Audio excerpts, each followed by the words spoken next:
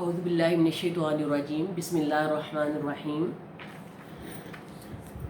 الحمدللہ رب العالمین اللہم صلی علی محمد وعلی آل محمد۔ السلام علیکم ورحمۃ اللہ وبرکاتہ۔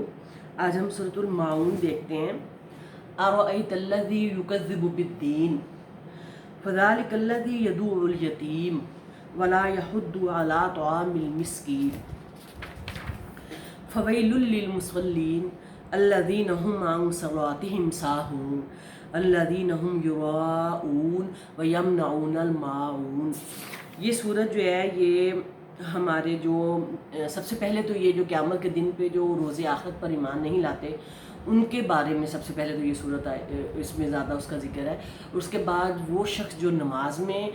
تجاہل برتتا ہے اور سستی برتتا ہے اس کے بارے میں ہے۔ اس کے بعد جو یتیموں پہ شفقت نہیں کرتا اس کے بارے میں ہے، اور اس کے بعد جو ہے جو اپنی چھوٹی چھوٹی گھریلو استعمال کی چیزیں بھی جو ہیں وہ دوسروں کے ساتھ شیئر کرنا نہیں پسند کرتا، یہ ان لوگوں کے بارے میں صورت ہے۔ ارأیت الذی یکذب بالدین، سب سے پہلی آیت ہے۔ یہ صورت مکی یا مدنی ہے، اس میں مفسرین کا اختلاف ہے، اور سب سے پہلی آیت جو ہے وہ اس میں یہ کہا جا رہا ہے سب سے پہلا خطاب تو حضور صلی اللہ علیہ وآلہ وسلم رسول اللہ ہیں، اس کے بعد ہر شخص اس کا مخاطب ہے۔ وہ کون شخص اس کا مخاطب ہے؟ جس نے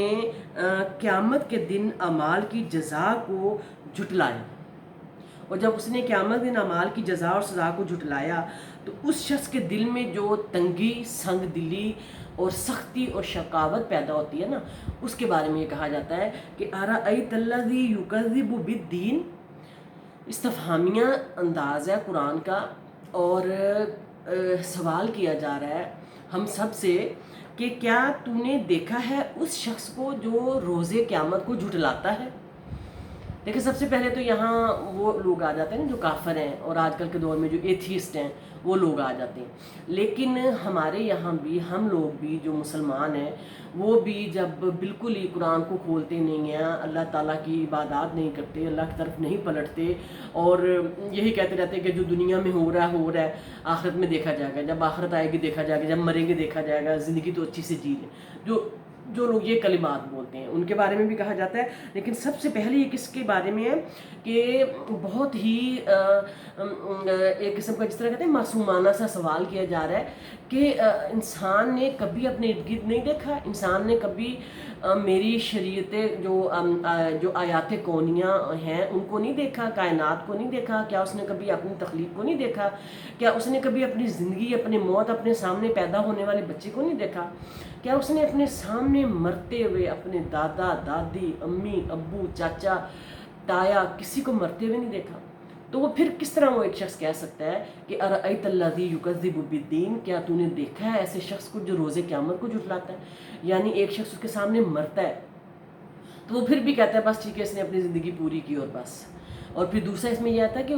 اس کو وہ جب وہ مرتا ہے تو اس کو مرتے ہوئے دیکھنے کے بعد بھی وہ اپنے اعمال نہیں سدھارتا کہ جس طرح آج یہ مر گیا اس طرح کل میں نے بھی مر جانا ہے۔ تو بہت ہی ایک سوالیہ انداز، اس میں تھوڑی سی ہمارے لیے تنبیہ بھی ہے کہ کیا تو نے دیکھا ہے اس شخص کو جو قیامت کے دن کو جھٹلاتا ہے؟ اور پھر آگے اسی کی ساری جو علامات ہیں اس میں جب سب سے پہلے اس نے آخرت کو ہی جھٹلا دیا، اپنے کرامن کاتبین جو اس کے اعمال لکھ رہے ہیں انہی کو جھٹلا دیا، تو آگے اس میں جو خامیاں ساری آ رہی ہیں اس کے علامات کیا ہیں؟ فذلک الذی یدعو الیتیم، تو یہی ہے جو یتیم کو دھکے دیتا ہے۔ دیکھیں نا، اس نے سب سے جو مین چیز ہے جو ہماری مرنے کے بعد کی لائف ہے، جو ابدی لائف ہے ہماری، اس نے اس کو جھٹلایا، تو اس کو جو دنیا میں رہتے ہوئے جو اس کی زندگی ہے نا اس کو اس سے غرض ہی کوئی نہیں ہے۔ اس نے جب اس کا کسی یتیم سے پالا پڑتا ہے، یا اس کے اوپر کبھی کسی یتیم کی جو ہے وہ اگر پرورش جو ہے وہ اس کے ساتھ پہ ڈلتی ہے تو وہ استغفر اللہ وہ یتیم کو دھکے دیتا ہے۔ اور یہ ہمارے معاشرے میں بڑا کامن ہے کہ موسٹلی لوگ جو ہیں وہ یتیم کو دھکے دیتے ہیں، اس کا مال ہڑپ کر جاتے ہیں، اور تڑپتے پھرتے ہیں یتیم بچے اور یتیم لڑکیاں، خاص کر یتیم لڑکیوں کے ساتھ بہت زیادتی کی جاتی ہے۔ تو یہ وہی شخص ہے اتنا بڑا جو جرم کرتا ہے نا دنیا میں رہتے ہوئے، جو یتیم کو دھکے دیتا ہے، تو وہ صرف آئی تھنک کہ وہ اس کا یہی ذہن ہوتا ہے کہ میں نے دنیا میں جو مال کھا لیا، مجھے اس کا کہیں حساب کتاب نہیں دینا۔ اسی لیے وہ اتنا بریو، نڈر اور بولڈ ہوتا ہے کہ یتیم ایک شخص، اگر ایک بچہ اگر اس کے اوپر اللہ تعالیٰ نے اس کی ذمہ داری ڈال دی ہے تو اس کو دھکے دینے سے، یہاں مراد ایک سب سے پہلے دھکے دے کر گھر سے نکالتا ہے، دوسرا یہاں مراد یہ ہے کہ وہ کیا کرتا ہے کہ اپنے جو ہے وہ اس کے اپنے یتیم اپنے باپ کی وراثت مانگے یا اپنا کوئی اور حق مانگے تو اسے دھکے دے کر باہر نکال دیتا ہے، ٹھیک ہے، اس کا حق، وراثت کا حق بھی نہیں دیتا، وراثت کا حق بھی کھا جاتا ہے، اور اس کو جو ڈیلی اس کی روٹین کی جو اس کی ضروریات ہیں، نیسیسٹیز ہیں، جو ضروریاتی زندگی کی چیزیں ہیں، وہ بھی پوری نہیں کرتا۔ آگے آ رہا ہے وَلَا يَحُضُّ عَلَىٰ طَعَامِ الْمِسْكِينِ، اور نہ ہی وہ ترغیب دیتا ہے مسکین کو کھانا کھلانے کی۔ اب مسکین کے بارے میں یہ کہا جاتا ہے کہ مسکین اور فقیر میں فرق ہوتا ہے۔ فقیر وہ ہوتا ہے جو ہر چیز کے لیے محتاج ہوتا ہے، چھوٹی سے چھوٹی چیز کے لیے بھی محتاج ہوتا ہے، لیکن جو مسکین ہوتا ہے نا، اس کے پاس بمشکل اپنی ضرورت پوری کرنے کی چیز ہوتی ہے، وہ بمشکل سارے دن کی محنت مشقت کے بعد بمشکل وہ اپنی صرف روٹی پوری کر سکتا ہے، اس کے علاوہ اس کے پاس بہت زیادہ چیزیں نہیں ہوتی۔ تو مسکین کے بارے میں سکن کا مطلب ہوتا ہے جو گھر میں ٹھہرتا ہے، اور دوسرا جو ہے یہ سکن سے سین کاف نون، سکن ٹھہرنا سے یہ لفظ آیا ہے، تو اس کا یہ مطلب ہے کہ وہ لپٹ کر اور جا کے لوگوں کے گھروں سے مانگتا نہیں ہے۔ تو پھر ہمیں یہ دیکھنا ہے کہ ہم اس شخص کو خود ڈھونڈیں اور اس شخص کی خود ہیلپ کریں اور اس کو خود کھانا کھلائیں۔ قرآن نے کھانا کھلانے کی اہمیت پر بہت زور دیا ہے، وَلَا يَحُضُّ عَلَىٰ طَعَامِ الْمِسْكِينِ، اور وہ یتیم کو کھانا کھلانے کی ترغیب دینے سے کیا مراد ہے کہ نہ وہ خود کھانا کھلاتا ہے، مطلب خود کھانا کھلانا تو دور کی بات ہے، وہ کسی دوسرے کو اس کے لیے کہنے پر بھی تیار نہیں ہوتا، اور وہ الٹا اس کو اگر وہ مانگتا بھی ہے تو اس کو ڈینائی کرتا ہے، مطلب اس کو انکار کر دیتا ہے کہ نہیں میرے پاس خود نہیں، کچھ نہیں ہے، اس طرح کی اس کی ایٹیٹیوڈ ہوتا ہے۔ یہ ایٹیٹیوڈ کس لیے ہوتا ہے؟ یتیموں اور مسکینوں سے ایٹیٹیوڈ اس لیے ہوتا ہے کیونکہ وہ جزا اور سزا پر ایمان ہی نہ رکھتا۔ جس یتیم اور مسکین کے ساتھ تو اچھا سلوک وہی کر سکے گا نا جو جزا اور سزا پر ایمان رکھے گا، اس کو تو دنیا کی زندگی سے محبت ہے اور دنیا کی زندگی سے فائدے اٹھا رہا ہے، بس بات ختم ہے۔ جی آگے آ رہا ہے فَوَيْلٌ لِّلْمُصَلِّينَ، پس ان نمازیوں کے لیے بڑی ہلاکت ہے۔ کیا کہا جا رہا ہے کہ وہ نمازی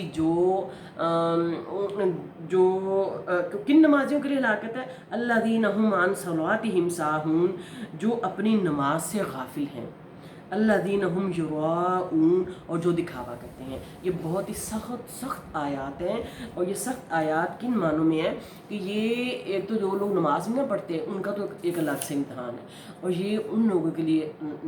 آیات ہیں جو نماز پڑھتے ہیں اور پھر نماز میں کیا کرتے ہیں، نماز میں ریاکاری کرتے ہیں، اور ان نمازیوں سے مراد منافقین کی نماز ہے جو صرف دکھاوے کی نماز پڑھتے ہیں، یعنی لوگ سامنے آتے ہیں تو پڑھ لیتے ہیں ورنہ چھوڑ دیتے ہیں، اور پڑھتے بھی تو وقت ضائع کر کے پڑھتے ہیں۔ رسول اللہ صلی اللہ علیہ وآلہ وسلم نے فرمایا کہ یہ صحیح مسلم کی حدیث نمبر 622 ہے، یہ منافق کی نماز ہے کہ وہ بیٹھا ہوا سورج کو دیکھتا رہتا ہے، یہاں تک کہ جب وہ شیطان کے 2 سینگوں کے درمیان ہو جاتا ہے تو وہ اٹھ کر 4 ٹھونگے مارتا ہے، اس میں اللہ کو یاد نہیں کرتا مگر تھوڑا۔ ان کا نماز ادا کرنے کا انداز بتاتا تھا کہ انہیں اپنی نماز سے کوئی سروکار نہیں۔ یہ بہت بڑی ایک ڈراوا ہے، بہت بڑی وعید ہے ہم سب نماز پڑھنے والوں کے لیے کہ ہماری کہیں نمازیں ہمارے منہ پہ دے نہ ماری جائیں، کیونکہ نماز میں خشوع خضوع اور اطمینان کا عنصر بہت ضروری ہے۔ اطمینان سے یہ مراد ہے کہ ہر نماز کا جو رکن ہے اس کا حق ادا کیا جائے۔ اگر آپ رکوع کر رہے ہیں تو رکوع میں آرام سے جھکیں، رکوع کی جو تسبیحات ہیں سبحان اللہ العظیم، اور جو سجدہ کی تسبیحات ہیں وہ بھی رک کے 3 سے زیادہ مرتبہ پڑھیں تاکہ آپ تسلی کے ساتھ نماز کا ہر رکن ادا کر سکیں، کیونکہ وعید ہے کہ جو شخص نماز کے رکن ادا نہیں کرے گا صحیح طرح تسلی سے اطمینان کے ساتھ، اس کی نماز قیامت دن اس کے منہ پہ دے ماری جائے گی۔ اور اس میں ایک اور اس میں یہ تو حدیث تھی، اور اس میں قرآن کی بھی ایک آیت ہے، سورۃ النساء کی آیت نمبر 142 ہے۔ اس میں کہا جا رہا ہے ان المنافقین یخادعون اللہ وہو خادعهم، بے شک منافق لوگ اللہ کو دھوکہ دیتے ہیں حالانکہ وہ یعنی اللہ ان کو دھوکہ دینے والا ہے۔ وَإِذَا قَامُوا إِلَى الصَّلَاةِ قَامُوا كُسَالَىٰ، جب نماز کے لیے کھڑے ہوتے ہیں تو سست ہو کر کھڑے ہوتے ہیں۔ یُرَاءُونَ النَّاسَ، لوگوں کو دکھاوا کرتے ہیں۔ وَلَا يَذْكُرُونَ اللَّهَ إِلَّا قَلِيلًا، اور لوگوں کو دکھاوا کرتے ہیں اور اللہ کو یاد نہیں کرتے مگر بہت کم۔ یہ قرآن میں منافقین کی نماز کی جو ہے یہ بتائی گئی ہے کہ منافق جو ہیں وہ بیٹھے رہتے ہیں اور بہت لیٹ کرتے ہیں اور لوگوں کو دکھانے کے لیے کرتے ہیں اور سستی برتتے ہیں۔ اور پھر آگے کہا جاتا ہے کہ یہ منافقین کی نماز ہے۔ دیکھیں جو ہم الحمدللہ اللہ تعالیٰ ہمیں منافق ہونے سے بچائے، جو مسلمان ہیں جب ہم نماز پڑھتے ہیں تو ہم سے بھی بھول چوک ہو جاتی ہے، اس بھول چوک کے اوپر اللہ تعالیٰ نے پکڑ نہیں رکھی انشاءاللہ۔ لیکن جو شخص جان بوجھ کے جو سستی کرتا ہے اور جو ہے وہ نماز میں جو ہے نماز کے جو تمام لوازمات ہیں ان کا خیال نہیں رکھتا، جسم پاکیزہ نہیں رکھتا، وضو صحیح طریقے سے نہیں کرتا، نماز کے ٹائمنگز کا خیال نہیں رکھتا، ان ساری چیزوں کے بارے میں کہا جاتا ہے۔ جو غلطی انسانوں سے ہو جاتی ہے، جو ہم لوگوں سے ہو جاتی ہے، ان کو فرض کریں ان کی پکڑ نہیں ہے، لیکن جو نماز میں جمائیاں لے رہا ہے، ادھر ادھر دیکھ رہا ہے اور اپنے کپڑوں سے کھیل رہا ہے، اپنی چیزوں سے کھیل رہا ہے، یا اس کی نظر جو ہے وہ ادھر ادھر بھٹک رہی ہے، یعنی جو وہ پڑھ رہا ہے اس کو کچھ سمجھ نہیں آ رہی، تو ایسے شخص کے بارے میں کہا جاتا ہے کہ ایسے شخص کی نماز جو ہے وہ ضائع ہے۔ آخری آیت ہے وَيَمْنَعُونَ الْمَاعُونَ، اور عام برتنے کی چیزیں روکتے ہیں۔ اب عام برتنے کی چیزوں سے مراد یہاں جو ہے معون کے معنی یہاں شیء قلیل یعنی بہت تھوڑی سی چیز ہے۔ اس کا جو عین واو نون اس کا جو ہے روٹ ورڈ ہے، تو اس کا مطلب ہے کہ وہ چیزیں جن سے عام ضرورت میں مدد لی جاتی ہے۔ بعض مفسرین نے اس سے مراد زکوٰۃ بھی لیا، کیونکہ زکوٰۃ بھی جو ہے وہ بہت، جو فرض کریں 1,00,000 روپیہ تو اس کے صرف 2.5% ہے، یا 100 روپیہ تو اس کا صرف 2.5 روپے ہے، تو اس کو بھی معمولی رقم ہی کہا جاتا ہے، اس کو بھی معون اور مطلب اس سے مراد زکوٰۃ بھی لی جا سکتی ہے کہ وہ لوگ زکوٰۃ دینے میں بھی جو ہے وہ تغافل برتتے ہیں، اور عام جو گھر میں برتنے کی چیزیں ہیں، مثلاً کوئی ہمسایہ ہے، کوئی آپ کا ڈیزرونگ، کوئی آپ کا سرونٹ ہے، کوئی آپ کا ہیلپر ہے، تو وہ چھوٹی موٹی کوئی چیز مانگتا ہے آج کل کے دور میں، فرض کریں یہاں مثال دی ہوئی ہے مثلاً کلہاڑی، پیالہ، آگ اور پانی اور اس طرح کی چیزیں، اور سوئی دھاگا۔ ہم لوگ الحمدللہ بلیسڈ گھرانوں میں سے ہیں، ہمیں بھی اب تھوڑا سا یہ دیکھنا ہے کہ ہمیں بھی ایک دوسرے کی ضرورت پڑتی ہے، تو ہمیں بھی جب بھی کوئی ہمسایہ، جب بھی کوئی رشتہ دار آپ سے اس طرح کی چیز مانگے تو نہایت کھلے دل سے اس کو دیں، مت تغافل برتیں، اور اگر فرض کریں آپ وہ چیز دیتے ہیں اور دے کے وہ چیز آپ کو واپس بھی کر دیتا ہے تو آپ کو اس کا اجر اللہ تعالیٰ دیتے ہیں، اس کا اجر آپ کو ضرور ملتا ہے۔ اور کہا جاتا ہے کہ یہ جو قرآن میں کہا جا رہا ہے کہ وہ شخص جو ہے وہ معمولی چیز جو ہے جو استعمال کے بعد اسے واپس بھی مل جائے گی، وہ بھی کسی کو دینے پر تیار نہیں ہے۔ وہ کیوں تیار نہیں ہے؟ کیونکہ آخرت میں اس کے ثواب کی انہیں امید ہی نہیں ہے، اور وہ انہیں دنیا میں اس کا کوئی فائدہ نظر نہیں آ رہا۔ اللہ تعالیٰ نے آخرت کو جھٹلانے والے ایسے لوگوں کے لیے تباہی اور بربادی کی وعید فرمائی ہے۔ اللہ تعالیٰ یہ اتنی چھوٹی چھوٹی چیزوں کے لیے انسان بخیل ہو جاتا ہے۔ اپنا دل بڑا کریں، دل کھولیں، اپنی نمازوں کی حفاظت کریں، اور چھوٹی چھوٹی سے چیز کے علاوہ بڑی سے بڑی چیز بھی اگر کوئی آپ کا ہمسایہ، آپ کا کوئی ڈیزرونگ شخص مانگتا ہے، کوئی آپ کا ملازم، آپ کا کوئی غریب رشتہ دار مانگتا ہے، تو کبھی بھی اس کو دینے میں تنگی دل میں نہ لائیں اور دل کھلے کے ساتھ دیں، کیونکہ اللہ سبحانہ وتعالیٰ فرماتے ہیں نا کہ جب ایک شخص جو ہے وہ نیکی کرتا ہے تو اس شخص کو پتہ ہی نہیں ہوتا کہ جب وہ اتنے خلوص اور نیک نیتی کے ساتھ کر رہا ہوتا ہے تو پتہ نہیں اللہ تعالیٰ نے اس کو کتنے 100 گنا بڑھا کے اس کا اجر دے دینا ہوتا ہے۔ اللہ تعالیٰ سے دعا ہے اللہ تعالیٰ ہماری نمازوں میں خشوع آئے، ہماری نمازوں میں دکھاوا نہ آئے، اور ہمارے آخرت کی زندگی میں اللہ تعالیٰ ہمارا آسان حساب لینا، اللہم حاسبنی حساب یسیر، اور اللہ سے دعا مانگا کرے اللہ تعالیٰ ہمارا آسان حساب لینا، اور اس کے بعد جو ہے وہ اللہ تعالیٰ ہمیں بخیلی سے بچانا اور ہمارے دل کھلے رکھنا، تاکہ ہم لوگوں کے لیے ہمارے گھروں کے دروازے کھلے رہیں،